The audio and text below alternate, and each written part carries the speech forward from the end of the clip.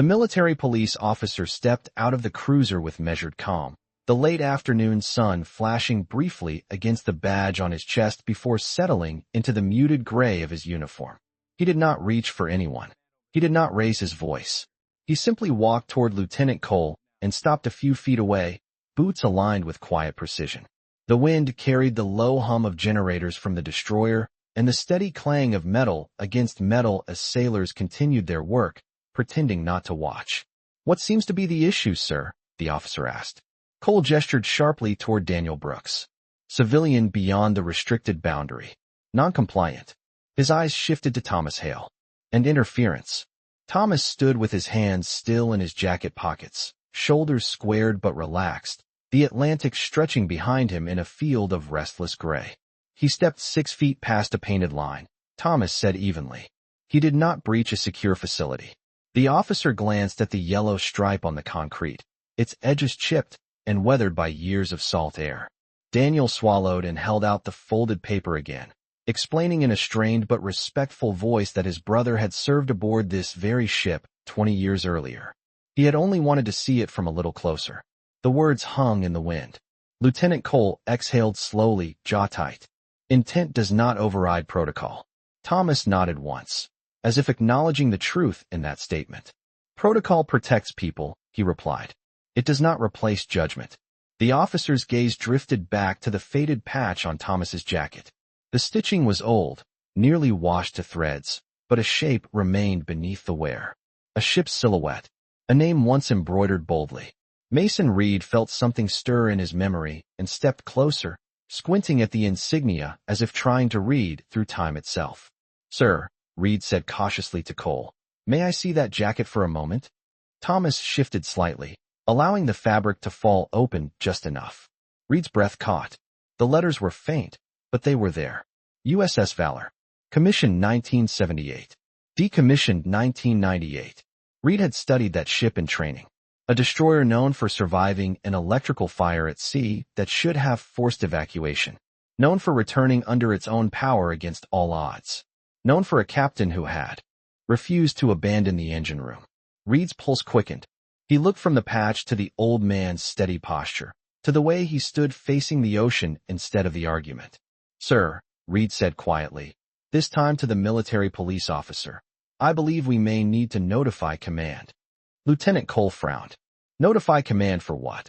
Reed hesitated only a second. For Thomas Hale. The name drifted into the air like something heavier than sound. The officer repeated it softly, almost testing it. Thomas did not react. He only watched the water, where sunlight broke across the surface in fractured silver. Somewhere beyond the pier, a ship's horn sounded low and distant. And in that long, suspended moment between authority and understanding, the balance on the pier began to shift.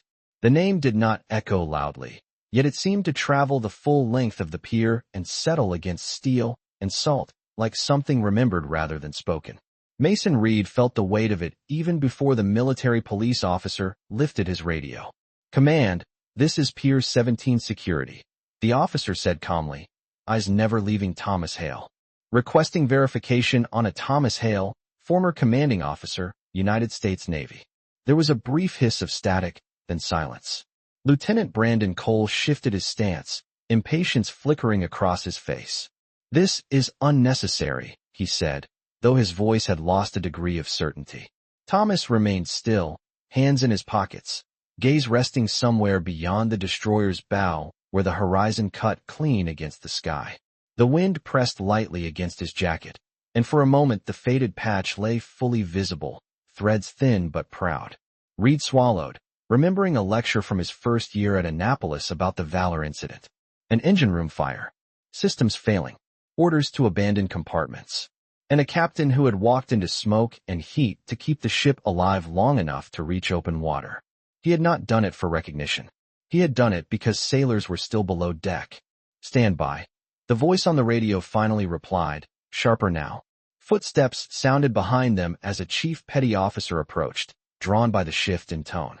Daniel Brooks stood quietly beside Thomas, his earlier embarrassment replaced by confusion and something else. Respect. The pier had grown still. Sailors no longer pretended not to watch. Even The gulls seemed to circle at a distance, their cries fading beneath the steady slap of water against hull. "Lieutenant," the military police officer said carefully, lowering the radio slightly, "we may need to pause this action." Cole's jaw tightened. "On what grounds?" The officer met his gaze evenly. "On the grounds that the individual you are prepared to detain once commanded a ship that half this fleet still studies." Cole glanced back at Thomas, studying the lines of his face as if searching for some visible mark of authority he had missed. There was none. No medals. No display. Only calm. The radio crackled again, this time with urgency beneath restraint. "Security, confirm that Thomas Hale is physically present on Pier 17. The officer responded in the affirmative. Another pause. Then a new voice entered the channel, deeper, measured. "Hold all action." "Repeat. Hold all action. Maintain position." Reed felt his pulse quicken.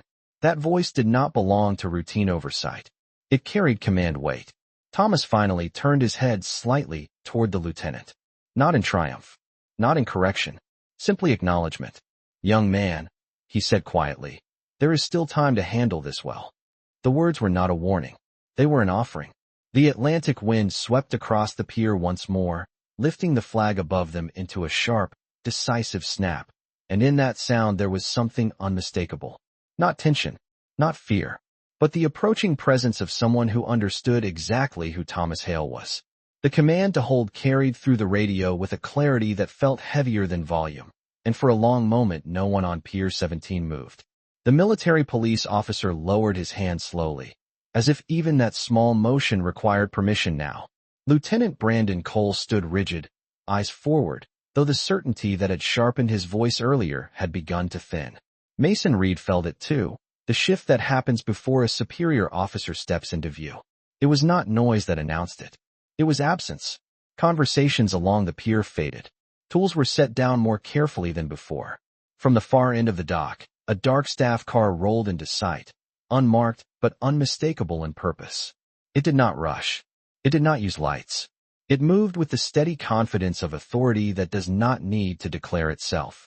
The vehicle stopped 20 yards away.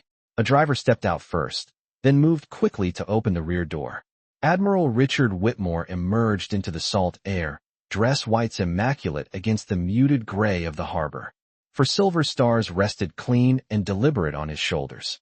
The wind tugged lightly at his cover as he placed it under his arm and began walking forward. Each step was measured, heels striking concrete in a rhythm that seemed to quiet the last stray murmurs on the pier. Lieutenant Cole snapped to attention on instinct. The military police officer followed. Sailors along the gangway straightened, as if pulled upward by an invisible line. Admiral Whitmore did not look at them. His eyes were fixed ahead, on Thomas Hale. He stopped 3 feet in front of the old man. For a heartbeat, neither spoke. The Atlantic moved behind them in slow, endless motion. The faded patch on Thomas's jacket stirred in the wind. Whitmore's expression was not anger. It was not spectacle. It was recognition. He removed his cover fully, tucked it beneath his arm, and brought his right hand up in a salute so precise it seemed carved from stone. The motion was sharp, deliberate, and unwavering. Every sailor within sight followed without being told. The sound of dozens of hands rising in unison was soft, but it carried. Thomas Hale's eyes shifted from the horizon to the Admiral before him. There was no surprise in them, only a quiet acceptance of something he had never asked for. "Captain Hale," Admiral Whitmore said, his voice steady and resonant in the open air, "it is an honor to stand before you." The words settled over the pier like a flag being lowered at sunset. Lieutenant Cole felt heat rise to his face, though the breeze was cool. He had studied naval history. He knew the story of the Valor. He had never imagined the man at the center of it would be standing within arm's reach while he questioned his judgment. Whitmore lowered his salute only after Thomas inclined his head slightly in return. The Admiral then turned, just enough to include the others in his gaze. "The standards of this fleet," he said calmly, "were shaped by officers who understood that authority without wisdom is incomplete." His eyes returned briefly to Cole, not accusing, not cruel, simply clear.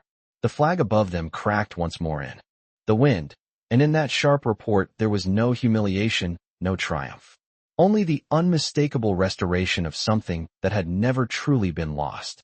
For several long seconds after the salute ended, the only sound on Pier 17 was the wind pressing against steel and canvas, a steady Atlantic breath that seemed to sweep the last traces of confusion from the air.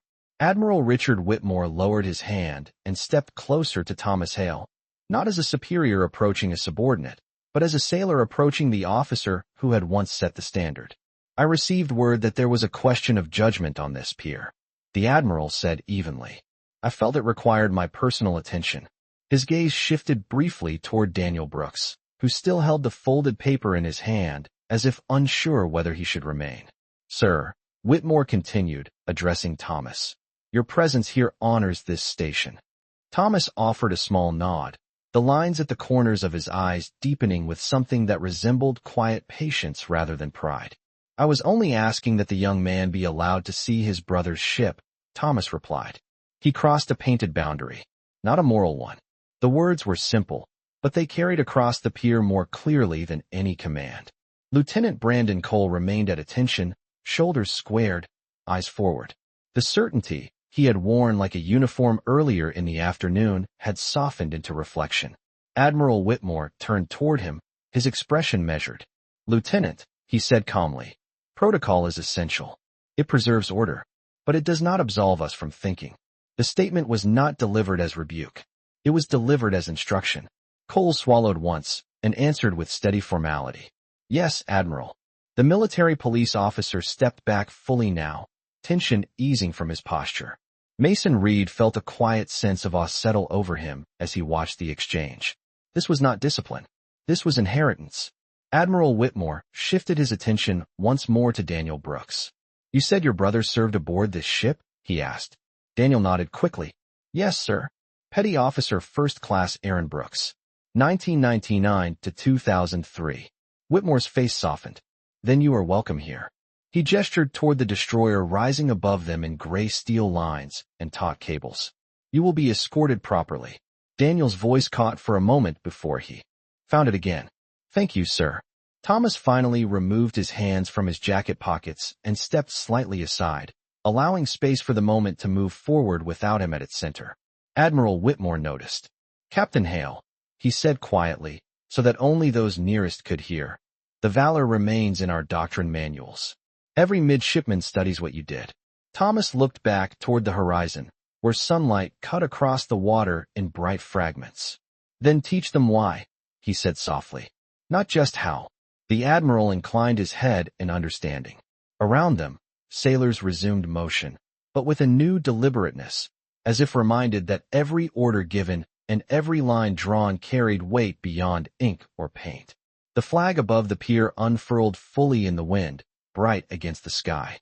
And as Daniel Brooks was guided respectfully toward the gangway, Lieutenant Cole took one steady breath and stepped forward. "Captain Hale," he said, voice firm but humbled, "I appreciate the lesson." Thomas met his eyes without judgment. "We all learn," he replied. The Atlantic wind moved through them once more, clean and steady, and on that pier authority no longer stood alone. It stood beside wisdom. The escort detail formed with quiet efficiency, two sailors stepping forward to guide Daniel Brooks toward the gangway, while maintaining the respectful distance reserved for honored guests rather than detainees. Admiral Richard Whitmore remained beside Thomas Hale for a moment longer, the two men standing shoulder to shoulder as the destroyer's hull cast a long afternoon shadow across the pier. The Atlantic breeze had softened, but it still carried the scent of salt and machinery, a reminder that ships did not rest simply because men did. "I would be grateful," Whitmore said in a low, measured voice, "if you would join me aboard for a few minutes." Thomas considered the request without haste. His pale blue eyes traced the length of the vessel, the gray steel lines familiar in ways that reached far beyond memory. "I will walk up the ramp," he said quietly, "but only as a visitor." Whitmore allowed the faintest smile. "As you wish." Lieutenant Brandon Cole stepped aside to clear the path, posture precise, movements deliberate.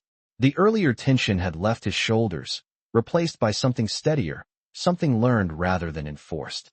As Thomas began the slow walk toward the gangway, boots tapping lightly against concrete, Mason Reed fell into step a few feet behind him.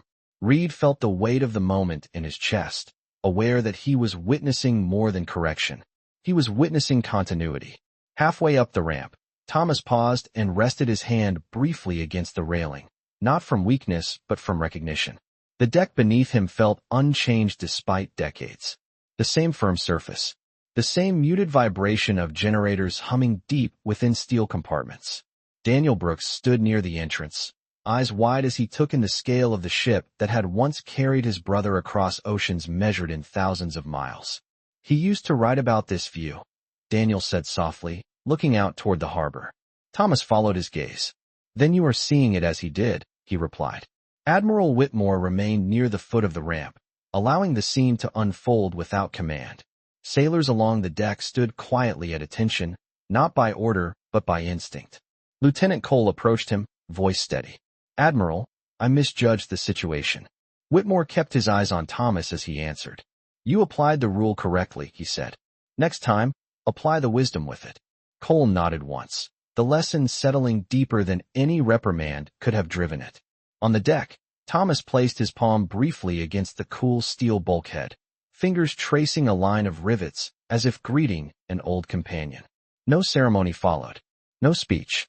Only a quiet understanding that some men shape institutions not through volume, but through choices made when no one is watching.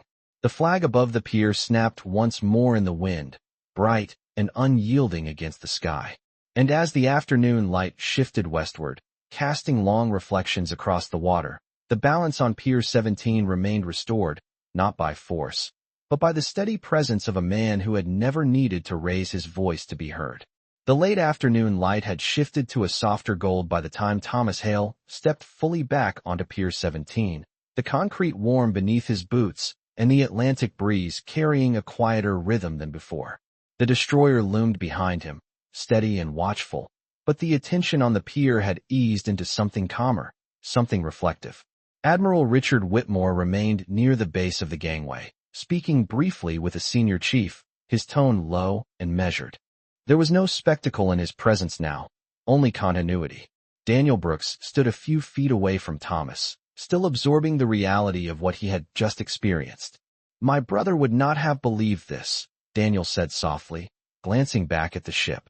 Thomas looked at him with a faint, understanding smile. He believed in the ship, Thomas replied. That is enough. The words were not dramatic. They were simple, and that simplicity carried weight. Lieutenant Brandon Cole approached once more, this time without urgency. His posture remained formal, but the sharp edge had left his expression. Sir, he said, addressing Daniel first, you are welcome to return any time through proper channels. I will ensure that is noted. Daniel nodded, gratitude replacing the earlier tension in his face. Cole then turned to Thomas. Captain Hale, I intend to review today with my division. Thomas studied him for a moment, reading not apology, but growth. Teach them to see the whole picture, he said quietly. The line on the ground, and the reason it is there. Cole inclined his head once, accepting the instruction without defensiveness. Mason Reed stood nearby, watching the exchange with a sense that this was how leadership was truly handed down, not in classrooms measured in credit hours, but in moments measured in judgment. The staff car waited at a respectful distance, engine idling softly. Admiral Whitmore walked back toward Thomas, offering his hand. Thomas accepted it briefly, the handshake firm but unadorned. You reminded us today, Whitmore said in a tone that carried only to those closest, why we study history. Thomas glanced once more at the harbor, where sunlight reflected in long streaks across the water. History is not for admiration, he replied. It is for guidance.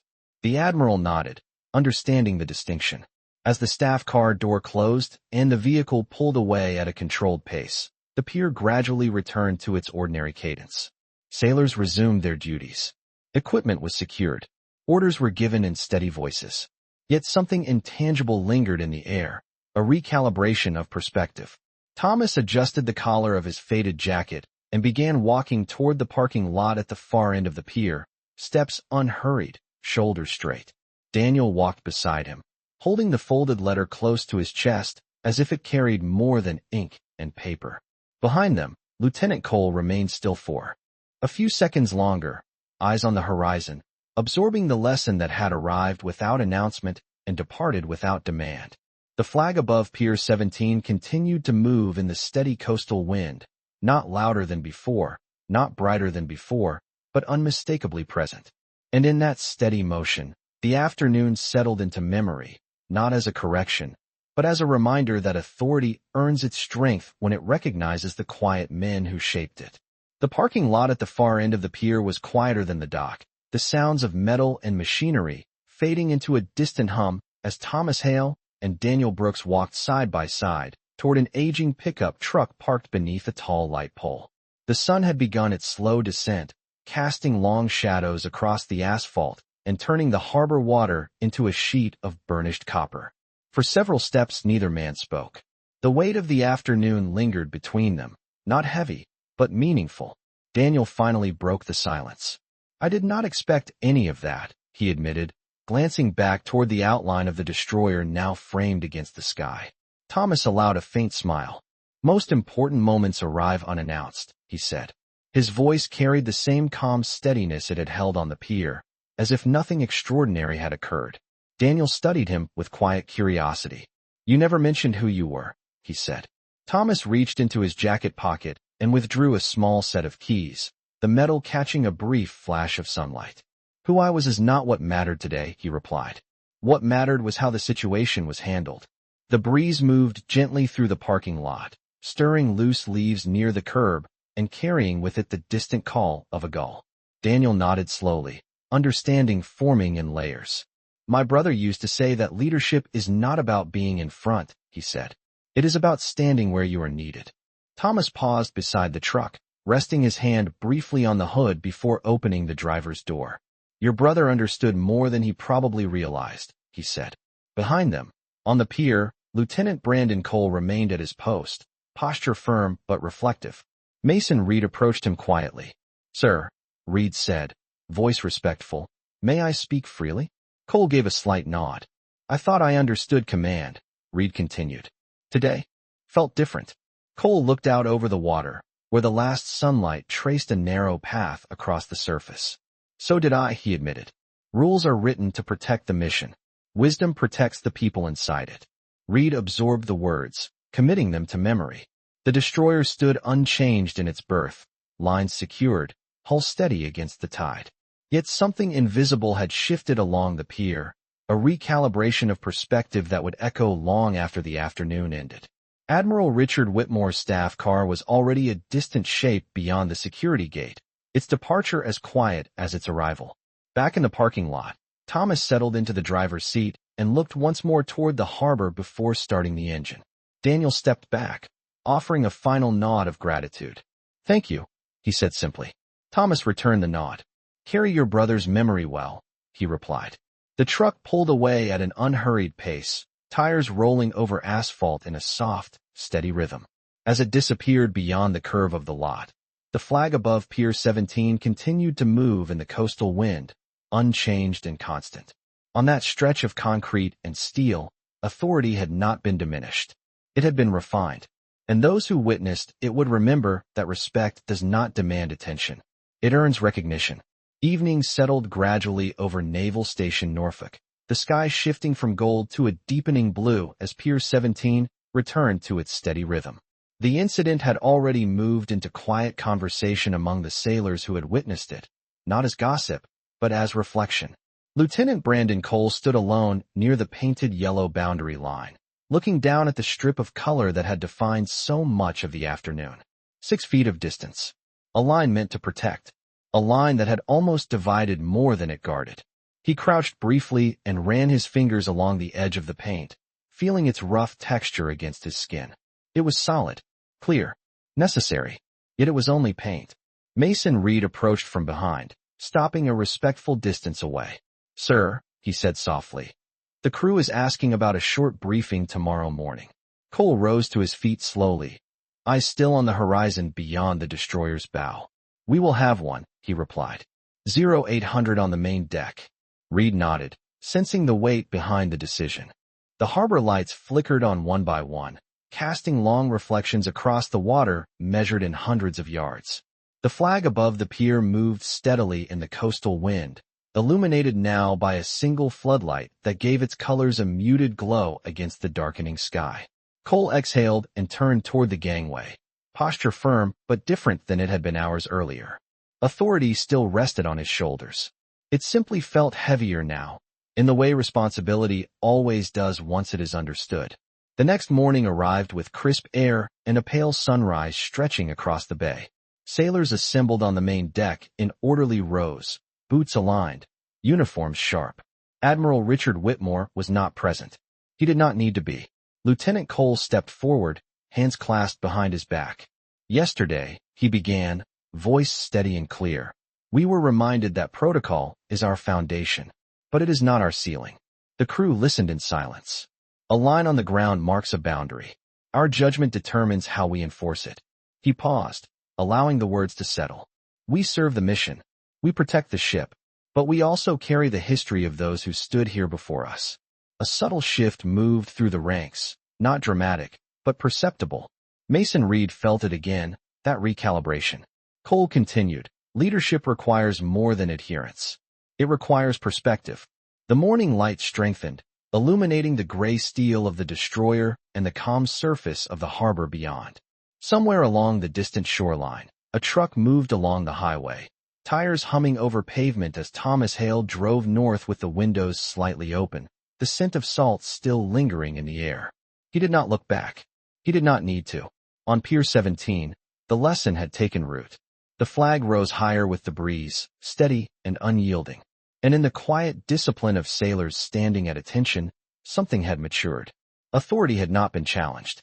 It had been clarified, and that clarity would endure long after the paint on the ground began to fade. The wardroom session concluded without applause or ceremony. Only the quiet scrape of chairs against the deck and the soft murmur of officers returning to their duties with something new settled behind their eyes. Lieutenant Brandon Cole remained alone for a moment after the others had filed out. The archived image of Thomas Hale still paused on the screen behind him. The younger version of the captain stood in black and white resolution, uniform crisp, expression calm, unaware that decades later his example would continue to instruct men he would never meet. Cole powered down the display slowly, as if closing more than a file. Outside, the afternoon sun cast sharp light across Pier 17, illuminating the painted boundary line in clear contrast against the concrete. Sailors moved with disciplined purpose, checking mooring lines, reviewing maintenance logs, conducting routine inspections measured in feet and inches, not headlines. Mason Reed approached the quarterdeck and paused beside Cole. "Sir," he said. The crew responded well. Cole nodded once. "They deserve clarity," he replied. Reed studied the lieutenant briefly. "So do leaders," he said quietly. Cole allowed the faintest acknowledgement of the truth in that statement. Across the harbor, tugboats maneuvered a supply vessel into position, engines rumbling low, measured, controlled. The flag above the pier lifted and settled in the steady coastal wind, its motion constant, unaffected by yesterday's tension or today's reflection. Later that evening, as the sky deepened into shades of blue and amber, Cole walked the length of the pier alone. He stopped again at the painted line and stood with hands at his sides, looking not at the color, but at the space beyond it. 6 feet of concrete had tested more than procedure. It had tested perspective. He took a slow breath of salt air and turned back toward the ship, posture straight but quieter than before.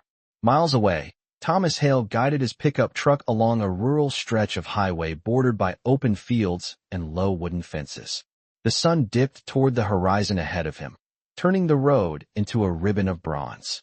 He drove without radio, without distraction, the steady hum of the engine and the rhythm of the tires over pavement enough company for the journey. The events on the pier did not replay in his mind as triumph.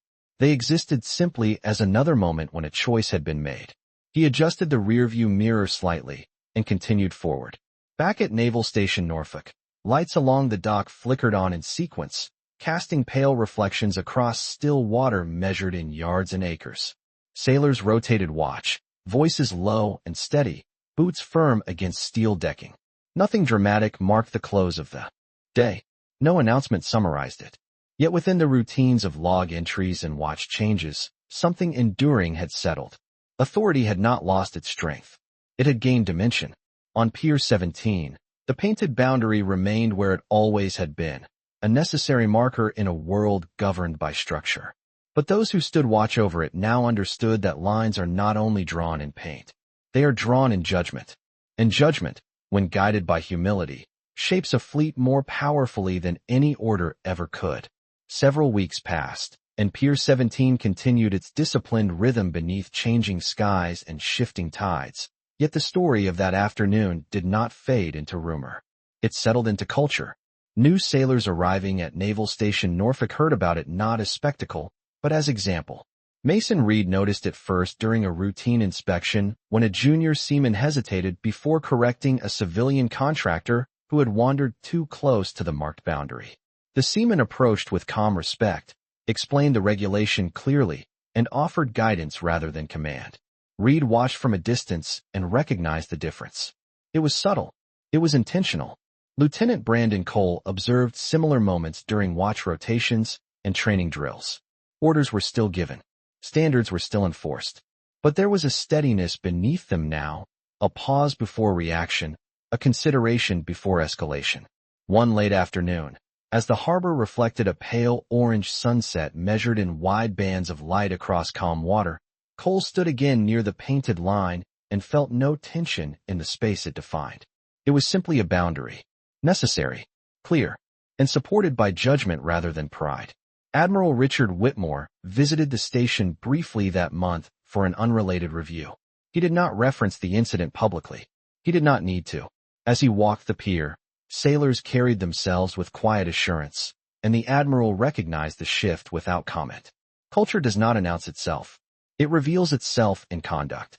Miles away, in a modest home bordered by pine trees and open sky, Thomas Hale stepped onto his back porch at dawn, a cup of coffee warming his hands.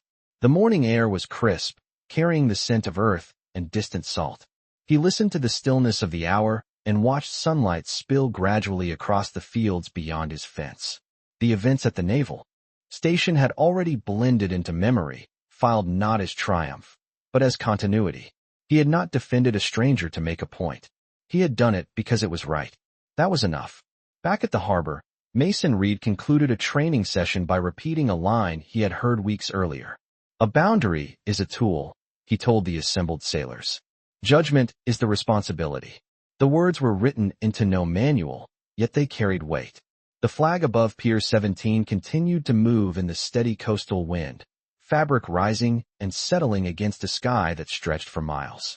Steel ships remained moored in orderly rows, their hulls reflecting light, their decks alive with measured steps and quiet commands.